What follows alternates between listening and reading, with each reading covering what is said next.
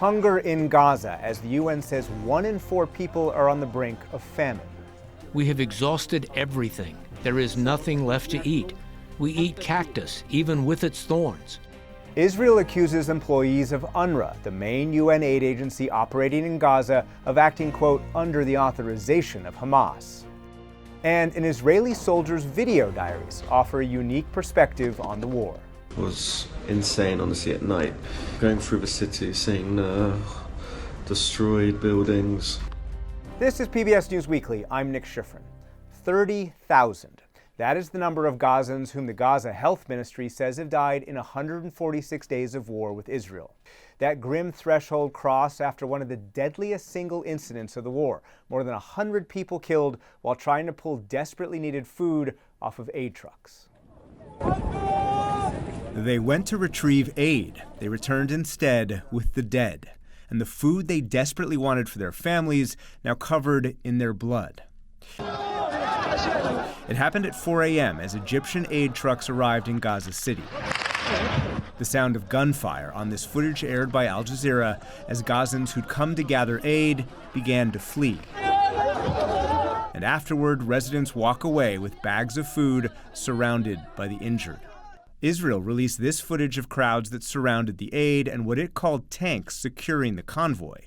That's when Gazans began fighting for food, said Israeli military spokesman Admiral Daniel Hagari.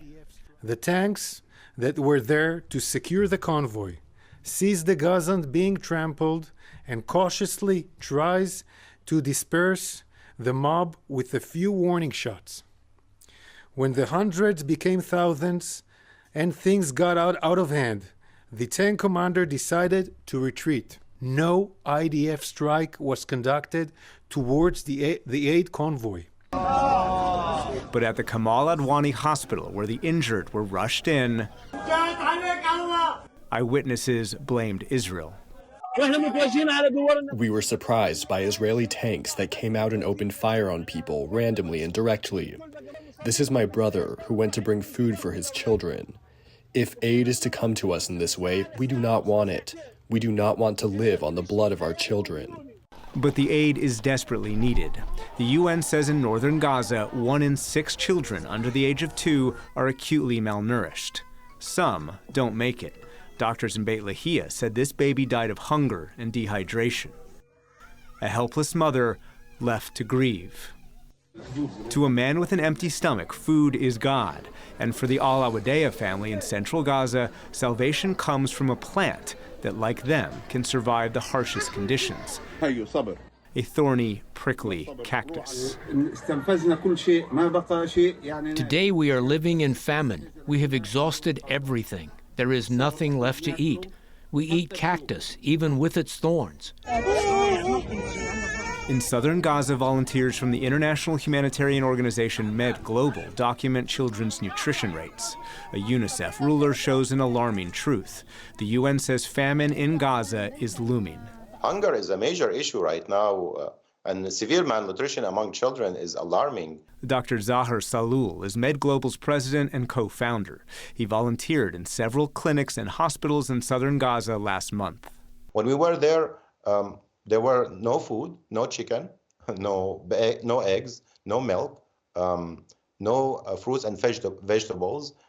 Food were very expensive, so average adult eats less than 1 meal a day. Israel says there are no restrictions on aid and blames the limited flow of aid on the UN. U.S. officials believe part of the problem is that Israel targets Hamas fighters who would be guarding the aid, leaving convoys vulnerable to the kind of incident that occurred today. On Monday, Gazans flocked to the beach after Jordan airdropped aid into the sea, a drop into an ocean of need. U.S. officials confirm they are actively planning for the possibility of U.S. airdrops. This is something that has to be done because people are dying because of lack of food and lack of medicine, and this should not happen in 21st century. Jeff Bennett spoke to Jeremy Konyndyk, the president of Refugees International and a former official with USAID. This incident in Gaza City, as we saw in Nick's report, Israeli forces firing on a crowd of Palestinians waiting for aid. At least 100 people were killed. It's not clear how many people were killed from gunfire or in the ensuing panic. What more can you tell us about what transpired and really what contributed to it? Well, one thing that I think is really notable here is that the traditional humanitarian organizations seem not to have been involved at all. So this did not involve the UN Relief and Works Agency or other UN bodies that are normally involved in coordinating major distributions. This seems to have been organized more by the Israeli government. It was secured, as Nick reported, by Israeli tanks. That's not typical of a humanitarian distribution, and it suggests this is Israel trying to find some other ways to show that they're doing something without actually working with the humanitarian capacity that exists in the territory. The UN says a quarter of Gaza's population is one step away from famine, infants dying from starvation. Your team was just on the ground there. What did they encounter and what did they witness about really the unspeakable devastation there? They heard just shocking stories of the damage from the war. They talked to one man who was a pediatric surgeon in the European hospital in Khan Yunis, who told the story of his brother and his nephew. So his brother had a child, 5-year-old child with cerebral palsy, who he didn't want to evacuate their home because the child didn't do well outside the house. Their house was raided by the IDF. Both of the parents were killed, and the child's older brother then had to drag him overnight to the hospital. The 5-year-old had caught shrapnel in the face. He ended up losing his eye. It is just all of these stories of incredible deprivation, incredible harm to civilians, and really, as we saw with the report today, to all appearances, really indiscriminate military action by the IDF. The Biden White House is considering airdropping aid into Gaza, given the dire need and the slower pace of land deliveries. You could argue that that's one solution, but not the best solution, given that, how do you get aid to 2.4 million people? Are there other viable routes to not just get aid in, but to make sure it is delivered in a fair and logical manner? Yeah. So when I served previously in the Obama administration and led disaster response there, so I used to coordinate airdrops like this, and we only used them when we had absolutely no other option because they're the worst way to get aid in. They cost a lot of money, they are difficult to mount logistically, and they get very little volume in. What we need to see is opening of border crossings. We need to see Israel doing much more to facilitate humanitarian action. They have been actively blocking humanitarian groups from getting into northern Gaza and restricting access even to southern Gaza. We're only resorting to airdrops because of the blockages by the Israeli government. The other side of that, though, is how do you do that when the IDF is fighting the better part of, some 20,000 Hamas fighters who are underground with hostages, who are engaged in this high-intensity combat operation against the IDF? They are engaged in a pretty difficult combat operation. They've also conducted that in an extraordinarily indiscriminate way now for 5 months. And the way that they have conducted the war, even U.S. government officials, even the president himself has said it's indiscriminate and the words he used, over the top. If they had conducted this war differently, it would be a lot easier. It would not be easy, but it would be a lot easier for humanitarians to operate there. But the way Israel has conducted the war has made it nearly impossible because they have not done it in line with international law and the expectations outlined there. As Amna reported earlier in this broadcast, the Gaza Health Ministry is reporting now that 30,000 Palestinians have been killed by Israeli attacks since the start of this offensive. That figure, even though it comes from the Gaza Health Ministry, is widely viewed as the most reliable figure available. What does that say about the way that Israel is conducting this war? I think it just underscores the indiscriminate nature of what they've done. To go 5 months, to have made as little progress as they have against their own objectives, their own military objectives, while incurring this amount of civilian damage, it is the definition of disproportionate and indiscriminate military action under international law. And the U.S. government has yet to take a firm stance on that. They're going to need to, because the Rafah offensive, which could be looming in the next few weeks, would overshadow anything that's happened in this war to date. Every offensive so far, people have been able to move out of the way. Not everyone, but a lot of people have been able to move out of the way. With Rafah, there's nowhere left to go. So this would be happening amidst a civilian population in a literal tent camp. It would be devastating. Thanks so much for your time and for your insights. We appreciate it. My pleasure. The UN says that aid deliveries into Gaza have dropped dramatically in the last few weeks. That aid is delivered by UNWRA, the main UN agency operating in the enclave. Israel accuses UNWRA of, quote, acting under the authorization of Hamas. Some Israelis have called for UNWRA's abolition, and the U.S. and several other countries have frozen its funding. First, we look at the origins of UNWRA and the challenges it now faces. When Israel was born, so was UNWRA. The UN created the UN Relief and Works Agency to serve 750,000 Palestinians who fled or were forced out of what is now Israel. 75 years later, UNWRA serves their descendants, nearly 6 million Palestinians in Gaza and across the region, with schools, health clinics, and especially today, humanitarian assistance. But during Hamas's October 7th terrorist attack, an Israeli dossier says 4 UNRWA staffers were involved in kidnapping Israelis. 6 UNRWA staffers in total infiltrated into Israel. And it said UNRWA acts under the authorization and supervision of Hamas.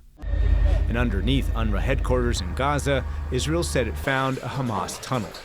In response, the U.S. and Germany, UNRWA's largest donors, and a dozen more countries have frozen funding. UNRWA says if the funding doesn't resume, it will have to stop delivering aid in Gaza by the end of the month. For 2 perspectives on the allegations against UNRWA, we turn to Reserve Israeli Colonel Grisha Yakubovich, an expert with the Israeli think tank, the Miriam Institute, and to Matthias Schmale, former UNRWA Director of Operations in Gaza from 2017 to 2021. Matthias Schmale, let me start with you. The dossier that Israel has released on Hamas on October the 7th that I just referred to not only refers to UNRWA staffers' activity on October the 7th, but it says that 10% of UNRWA's 12,000 employees in Gaza are either members of Hamas or Palestinian Islamic Jihad. When you ran UNRWA in Gaza, you actually had to fire some half a dozen members for their links to Hamas. Do you find the Israeli dossier credible, and what's your response to it? To the best of my knowledge, I have not seen the dossier itself. And to the best of my knowledge, UNRWA itself has not been given the dossier and or substantial evidence to back up the claims that up to 13 UNRWA staff were involved in the horror that was inflicted in Israel on October 7. Secondly, based on my own experience of almost 4 years in Gaza, I find the claim that 10% of UNRWA staff are active members of Hamas grossly exaggerated. My senior management team consisted of about 12 to 15 people, most of them Palestinian, and in my experience, again, over 4 years, none of them were closely linked or had sympathies for Hamas. Grisha Yakubovich, is it grossly exaggerated to suggest 10% of UNRWA is Hamas? When the IDF says that 13 UNRWA employees were involved in the horror on October 7th, so the IDF has the evidence, and it will not, nobody will declare something like that because, we have this desire to say it. Now, if you remember the tunnel that was found under the UN, the UNRWA headquarters, all the technology underneath the headquarters is something that will not be built in a year or 2 years. It's something that should take at least 5 years, 6 years minimum. This is a huge tunnel with tons of technology that it's all from Iran. And it's not even logic that nobody would see that or know that. One of the problems UNRWA in Gaza, that during the last years, the international staff actually reached to minimum people. And all the 12,000 officials, I think almost 99% of them were locals. So nobody would actually check if you are a Hamas page, Fatah or whatever.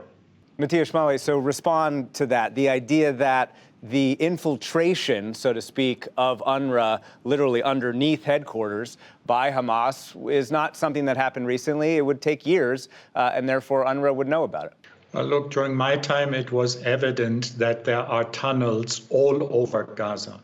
You might also know that a former prime minister of Israel, Ehud Barak, actually acknowledged that part of the tunnels under Shifa Hospital were actually built by Israel during their time of direct occupation of Gaza. So no surprises that there are tunnels underneath many installations in Gaza.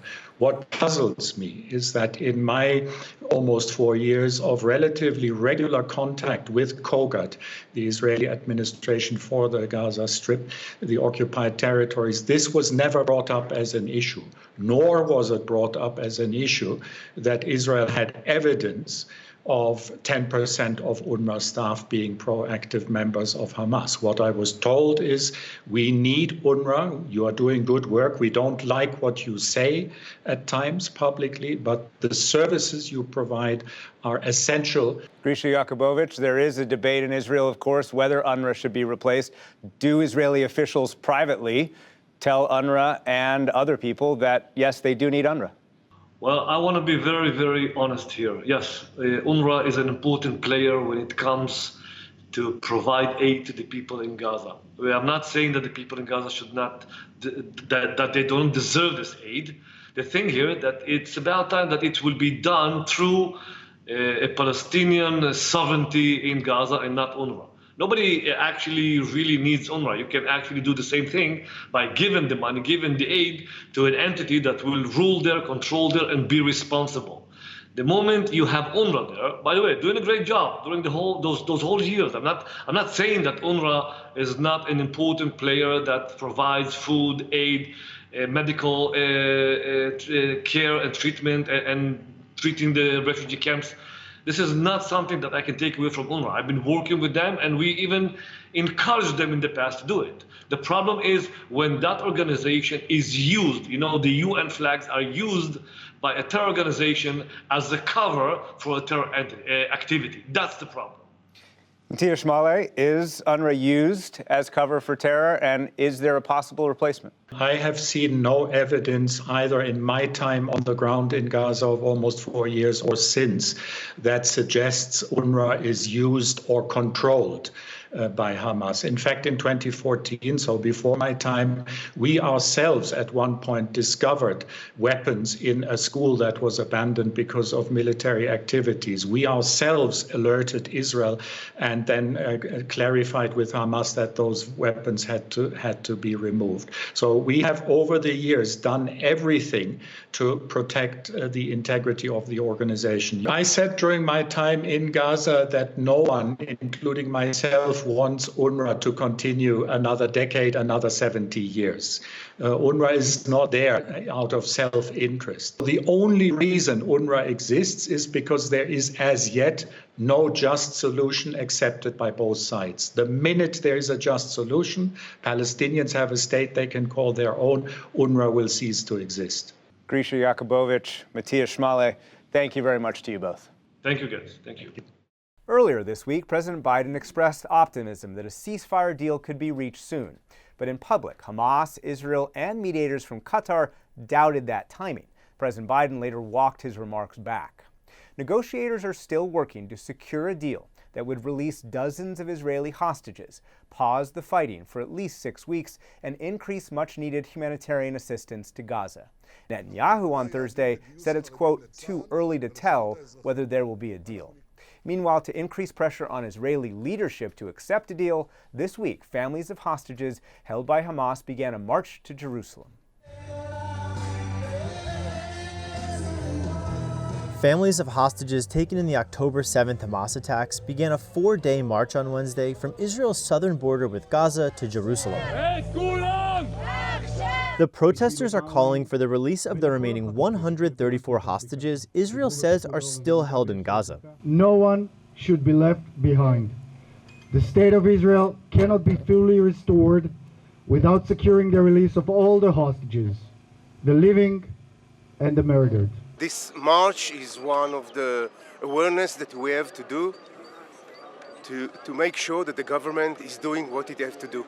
We just want our loved ones back home immediately now. The march is expected to end Saturday near the residence of Prime Minister Benjamin Netanyahu. For the PBS NewsHour, I'm Tim McPhillips. Finally, a rare view of the Israel-Hamas war from the perspective of an Israeli infantryman. British-Israeli Sam Sank carried a small video camera during his months of fighting in Gaza. His period of service has just ended, and he's since returned to London, where he sat down with special correspondent Malcolm Brabant. This is the video diary of the soldier behind the officer on point. Together with my brothers in arms, we're part of history. This will probably be a very significant event in the history of the Middle East, let alone Israel. Master Sergeant Sam Sank. It's also good for the world to see as well, and it shows, the true experience of a soldier on the front line, and maybe shows a different side to what one sees through propaganda or social media as soldiers. And actually, as you can see now, I'm a real person with real emotion and real thoughts. Yeah, yesterday was awful. This place stinks. The smell of dead bodies everywhere. Not a great start. Sam Sank went to war on October the 7th, immediately after the terrorist attack by Hamas. After training in northern Israel with his company, or Pluga, Sank entered Gaza several weeks into the conflict. We have just entered Gaza. And spent nearly 2 months there.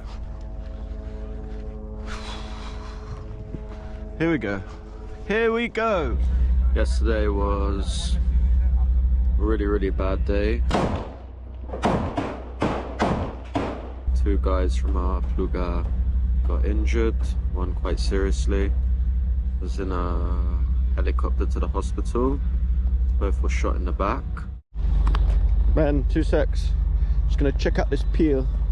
As second in command of his platoon, Sank ventures forward to examine the entrance of a Hamas tunnel beneath Khan Yunis, once home to 250,000 Palestinians. Gaza is arguably one of the most dense places in the world, and Hamas has decided to use that as a battlefield and to use human shields to protect themselves and to put all the civilians above the ground and all their ammunitions and terrorists below the ground.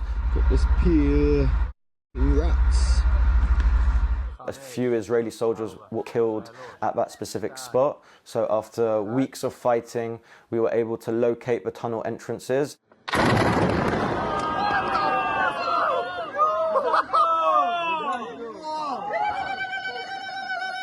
People who are watching that might think that you were cheering Palestinians' homes being blown up. So the context of that video is the tunnel being destroyed, and for us it was a sense of achievement knowing that we had killed Hamas terrorists that were still hiding underneath, and we had eliminated a big threat to our soldiers' lives. We're in central Khan Yunis, eastern central Khan Yunis, in a new house. I'm sitting here on guard duty with my main man Leshem. Here you can see close to a big mosque, very urban area. This is going to be our new home for the next few days. But feeling good, liking the new area. Sank's war is over. He's returned to his civilian job in IT and now has time to reflect. How can you justify all those thousands of women and children being killed during this conflict? I don't think I can justify the numbers, but I can explain why that's happened. We are dealing with an organization that has decided to put civilians at the forefront of their bases, of their battlefield. Boker Tov, welcome to southern Khan Yunis. We're in a house. Look at the lovely Jerusalem decorations on the wall. Arrived here yesterday. Crazy dissonance coming in to a more urban area like this was insane, honestly, at night. Going through the city, seeing the destroyed buildings. Do you think there might have been a better way of fighting this war to really more accurately target those people who were responsible for starting it? I think if there was a better way of doing it, then it would have been done, because I trust in the strategic command of the IDF in Israel to make the best decision to protect its soldiers and to protect the Palestinian civilians as much as possible. Do you feel as though Israel has fallen into a trap created by Hamas because they knew that Israel would come in and in the end, if it kept going, would end up perhaps losing world opinion? Yes, for sure. Hamas set the trap up. It's the It's the ploy that Hamas and other terrorist Palestinian organizations have been using for many years. Unfortunately, Israel doesn't have a choice and has to move into that trap, because if, again, we want to defeat the enemy, destroy the terrorists, and bring our people back, we have to go into Gaza. The world, as I see it, will always be against Israel in this conflict. There is an underlying anti-Semitism that exists. This is just our generation's persecution of Jews. Hopefully we'll be a couple quiet days before we're eventually supposed to leave. Final Shabbat in Gaza. Can't wait to go home. Can't believe how long it's been. I'm just counting down the hours, literally. Everyone's making fun of me, but I'm counting down the hours, but I'm desperate for this all to be over. Just want to get back to normal life. Do you think you could ever live side by side with Palestinians? 100%. You look at conflicts that have existed over the history of the world, people that hated each other with a passion and are now living together in peace. Whether I think it will be a happy peace, maybe not, but even a cold peace is better than what exists today. And yes, I truly believe that it can happen. And if the Palestinians love their children more than they hate ours, there will be peace. If they start celebrating life rather than celebrating death, there will be peace. For now, such a peace remains in the realm of dreams, despite suggestions that progress is being made. For the PBS NewsHour, I'm Malcolm Brabant. And that's PBS News Weekly. I'm Nick Schifrin. From all of us, thanks so much for watching.